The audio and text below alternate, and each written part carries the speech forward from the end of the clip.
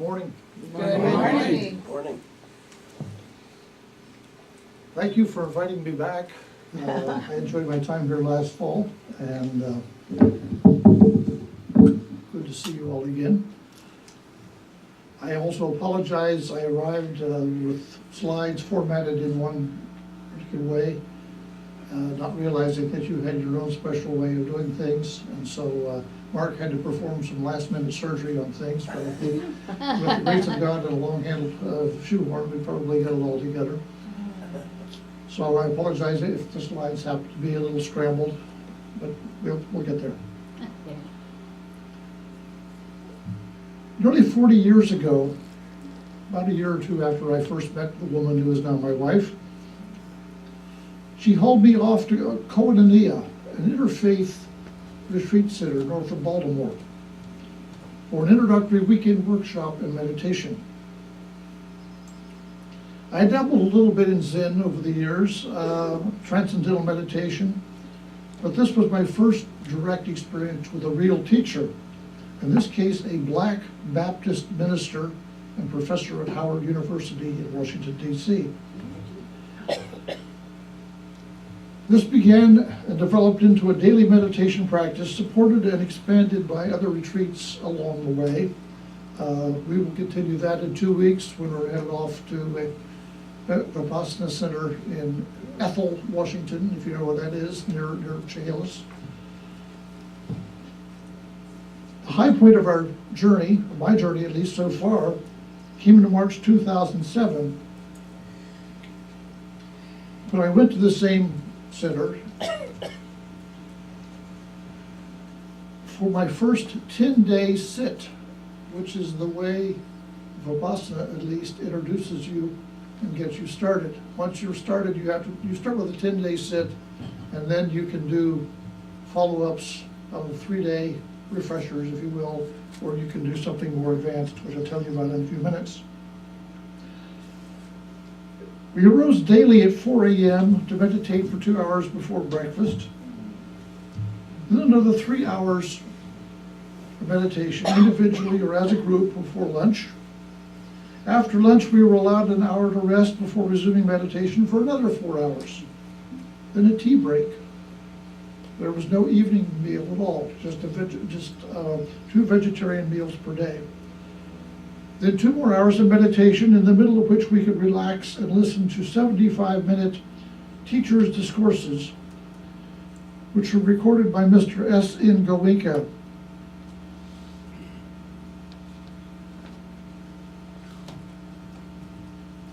There we go, there he is. The Burmese Indian founder of a worldwide network of some 300 Vipassana meditation centers, of which about 60 are in the United States. As a former teacher, I know well the principle that the mind can absorb only what the seat can endure. So I found that Goenkaji's discourses interesting but way too long. And on several occasions, I observed myself chafing over his rambling, repetitious delivery. But having once traveled in India, I quickly adjusted to his accent. My wandering mind picked up some of the idiosyncrasies of his pronunciation, especially the word equanimous, which he pronounced equanimus. Mischievously, I envisaged a large, dark, elk-like creature, perhaps accompanied by his sidekick, the equanomouse. And I even toyed with the idea of writing a story about both of them, which of course would be an equanomusical. I can't say that this did much for my spiritual development, but it did provide moments of imaginative respite and helped me survive the 10-day regimen. So when I got home and began to process, oh, yes, there it is. The moose. Oh, I So when I got home and began to process all of this, I looked into the origin and meaning of this new word in my vocabulary, equanimity, the noun that is the basis for the adjective equanimous, or if you prefer, equanimous. I learned that equanimity is one of the four illimitables of Buddhism, the positive and infinitely expansive qualities, the sublime attitudes that are the goal of meditation practice. The other three are loving kindness, compassion, and joy.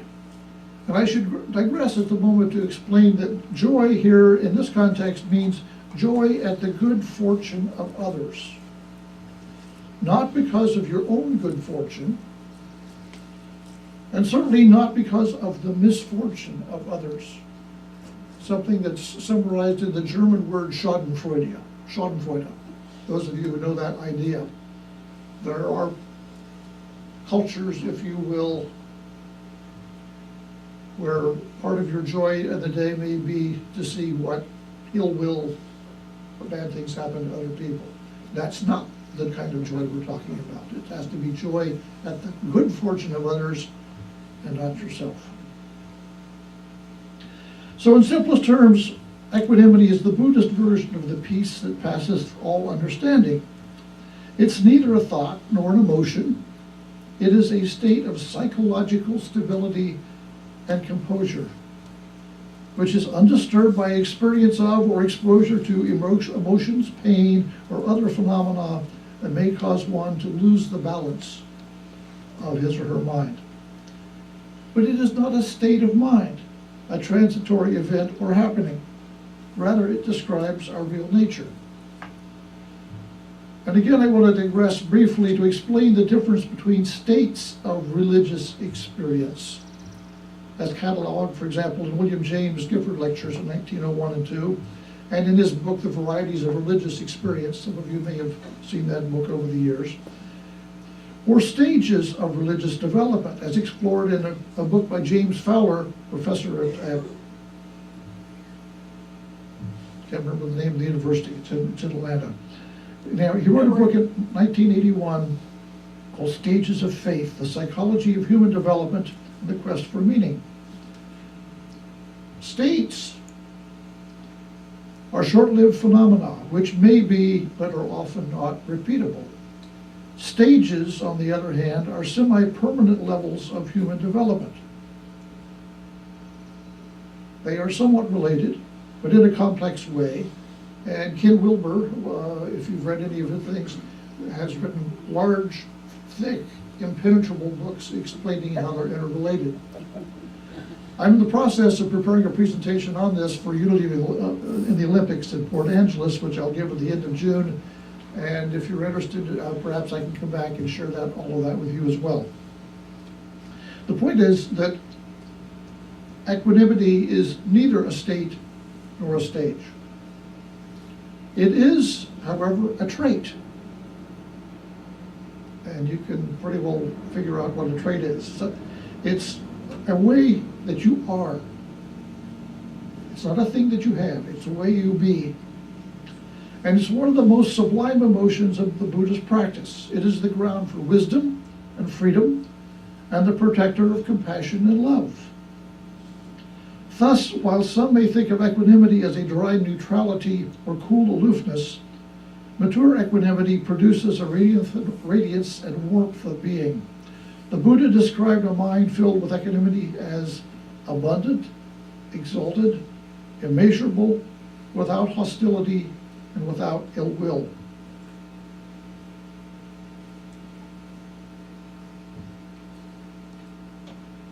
Shazam. There we go. Okay.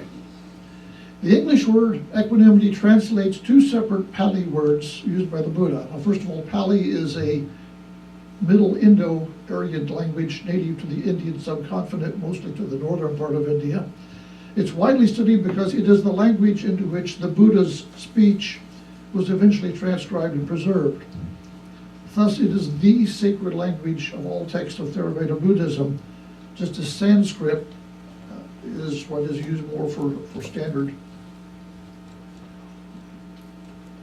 Hinduism. So each of these two words represents a different aspect of the concept. The most common Pali word translated as equanimity is upekkha, which means to look over. It refers to the equanimity that rises from the power of observation, the ability to see without being caught by what you see. When well-developed, such power gives rise to a great sense of peace.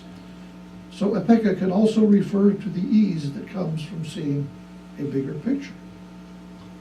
The second word often translated as equanimity is, see if I can say this, tatra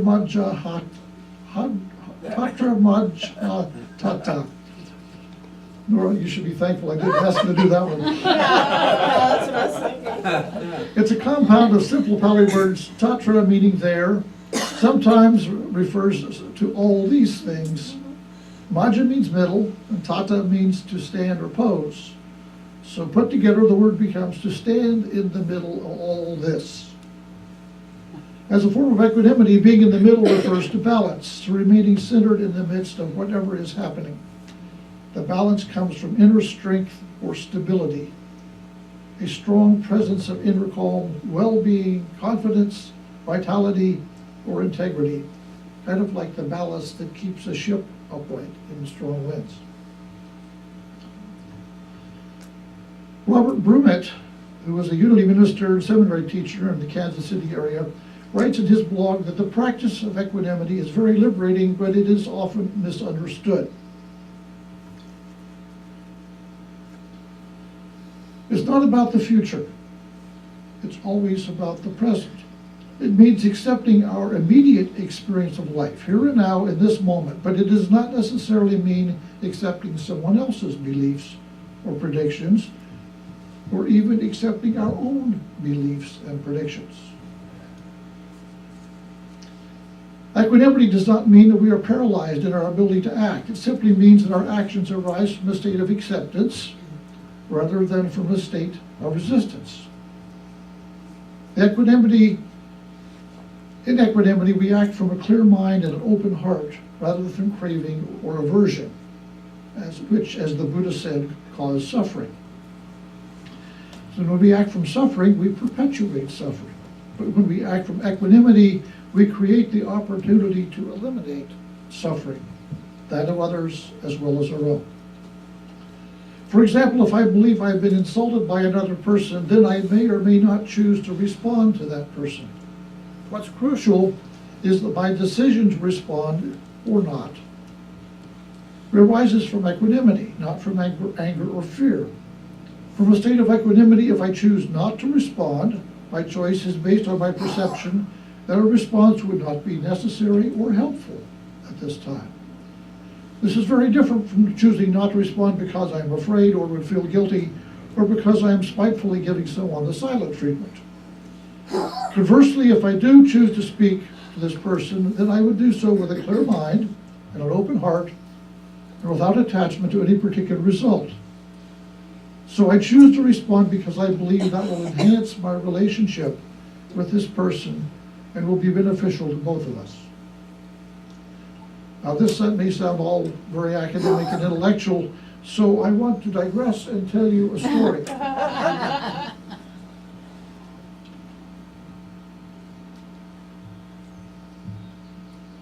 Before I met my wife now of almost 40 years, I was married to a woman who lived near Baltimore, and her parents had next door neighbors, Frank and Joe Munson, who had two young boys, both probably under the age of 10. One day, Frank went off to work, and the boys began playing in Frank's toolbox. And the younger one, Ricky, who was probably about 8 years old, pulled out a hammer. And you know the saying, give a little boy a hammer and the whole world needs pounding. So Ricky proceeded to pound his way through the day, and when Frank came home that night, sat at the dinner table, Joe looked at Ricky and says, "Ricky, tell your daddy what you did today." Ricky was very proud to be called out for the special honor. He said, "I played with Daddy's hammer." Joe prompted him a little more. "And what did you do with Daddy's hammer?" "I broke the taillight in Daddy's car." And so his mother waited for Frank to explode. Frank simply smiled at Ricky and said, And did you put Daddy's hammer away when you were finished with it? That, my friends, is equanimity. Oh, wow. It's hard to do. So how do we learn to be equanimous? One of the best ways to begin equanimity practice is to let go of the judgments and stories about our own life experiences and to allow life to unfold naturally. Even if we find the resistance or grasping arises, we can notice this without judging it or creating a story about it. We simply bring a gentle acceptance to each experience in our life, moment by moment. That does not mean suppressing our feelings or trying to live up to some Buddha-like image. We allow everything to arise naturally without suppression, without creating a story about the experience, but just being completely honest and not suppressing anything and not adding anything to the experience. Another approach to developing equanimity is to cultivate 7 qualities of mind that support it. The first is integrity. The second is to have faith in our ability to engage in spiritual practice. If we have that, we are more likely to meet life's challenges with equanimity. A third is we can develop a strength and balance in the mind, stability in the mind, through practices that cultivate calm, concentration, and mindfulness. We shouldn't leave our well-being to chance. In Buddhism, it's considered appropriate and helpful to cultivate and enhance well-being that is easily available in daily life. Wisdom is one of the most important factors. To be present for whatever is happening without our mind or heart contracting or resisting. To separate people's actions from who they are. To understand that our own thoughts and impulses are the result of impersonal conditions. One of the most powerful ways to use wisdom to facilitate equanimity is to be mindful of when equanimity is absent. Honest awareness of what makes us imbalanced, when we lose it, if you will, helps us learn how to find balance. So it's a matter of self-observation, if you will. Insight into the nature of things as they are, especially through Buddhist teaching of impermanence, will help our minds let go of clinging. And the greater the letting go of things, the deeper the equanimity. And the final support is freedom, which comes as we begin to let go of our reactive tendencies. We get a taste for what this means by noticing areas where we were once reactive and where in our maturity we no longer choose to the knee-jerk reaction. And it's not because we're old and fossiled and dried up, but we actually choose not to react. When somebody honks his horn at us on the highway or gives us a gesture that typically might have aroused us in the past, we intentionally realize, no, we're not doing that anymore. As I look at the list we had there, I'm reminded of the instructions given in Galatians chapter 5 to embrace the fruits of the Spirit as listed in verses 22 and 23. Here they are: love, joy, peace, patience, kindness, generosity, faithfulness, gentleness, and self-control. Now, according to the mystical teachings of the Greek Orthodox Church, there's a trick to learning these things. We start from the bottom up and embrace them in reverse order. We start with self-control and work our way back up to the top with love. This is actually what the Greek Orthodox Church teaches. And so self-control is where we begin. That's equanimity. That's what it is. So there's a similarity between Christian and Buddhist teachings, which should come as no surprise. The value of virtue of equanimity is extolled and advocated by most of the major religions and ancient philosophies, including Judaism, Islam, Hinduism, Taoism, Baha'i, Yoga, and even Stoicism. I might even mention, since I've been reading it recently, the teachings of George Gurdjieff.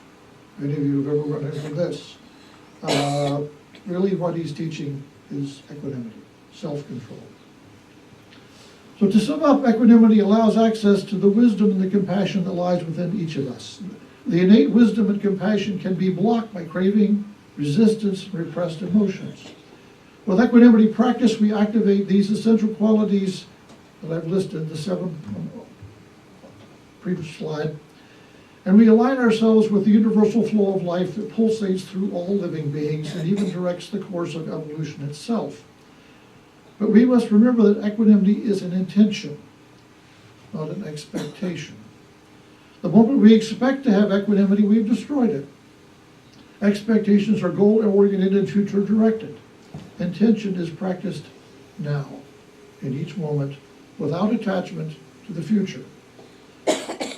As we practice equanimity a while, we may see interesting phenomena occur. Very often things will change, usually in a positive way, if we simply allow life to unfold naturally and with little intervention on our part. Very often the outcome will be much better than we could have accomplished personally with great effort or struggle. Thus, equanimity is the minimalist approach to life. This brings me to a final point. Recent scientific studies of meditation practice have shown that all of them will improve equanimity, as well as the other 3 divine abidings of Buddhism, if the practice is persistent. But the improvement is dosage dependent. That's what the research shows. If you do basic mindfulness meditation for 20 minutes 3 times a week, you will eventually get some noticeable results. But it will probably take years. If you do a 10-day Vipassana sit, the basic entry-level course, and follow up with personal practice of an hour a day, every day, you will definitely see results where the total number of hours exceeds about 1,000. Takes a while.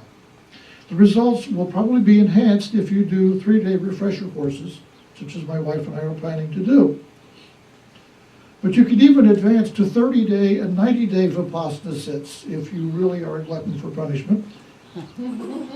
And for maximum effect, you can go off to a Tibetan monastery and meditate essentially full-time, 16 or more hours per day, for 3 years, 3 months, and 3 days. That's the doctoral level course, if you will. That will not only move you into the top level of equanimity most rapidly, but the level you will achieve itself will be higher than what you could be attaining by any other less intense regimen.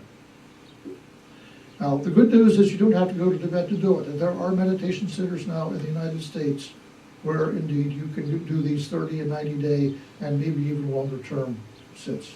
The advance of especially Tibetan Buddhism into the United States has brought these kinds of centers into existence.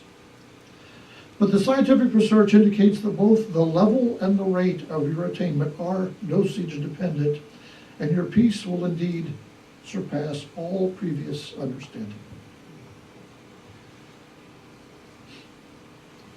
With that in mind, let's take a minute for a couple breaths of meditation.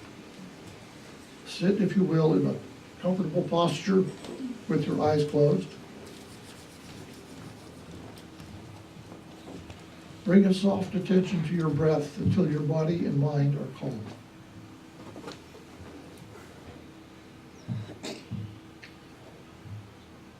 Then begin reflecting on the benefit of a mind that has balance and equanimity.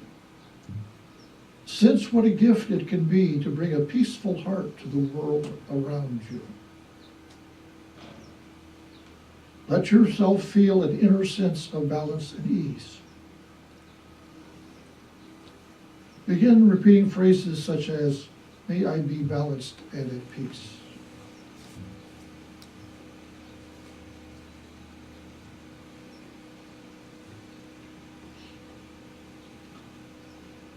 Acknowledge that all created things arise and pass away. Joys, sorrows, pleasant events, people, buildings, animals, nations, whole civilizations. Let yourself rest in the midst of them. Learn to see, and say this to yourself, may I learn to see the arising and passing of all nature with equanimity and balance.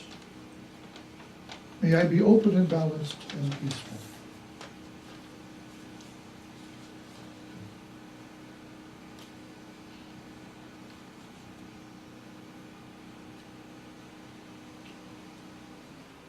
Now, if you will, acknowledge that all beings are heirs to their own karma, and that their lives arise and pass away following the conditions and deeds created by them. While you can deeply love and care for others, in the end, their happiness and suffering depend on their thoughts and actions, not yours. It's their business. To find equanimity with others, add this phrase: may others' happiness and suffering depend upon their thoughts and actions and not my wishes for them.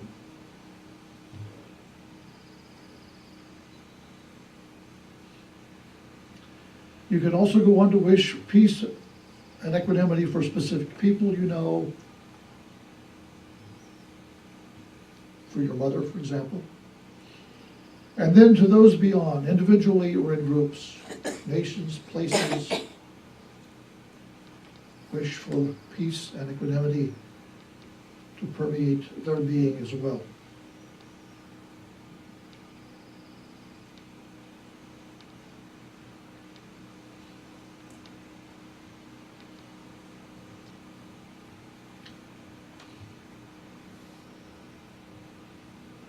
And finally, end your meditation with the well-known serenity prayer written by Reinhold Niebuhr. May I have the serenity to accept the things I cannot change, the courage to change the things I can, and the wisdom to know the difference.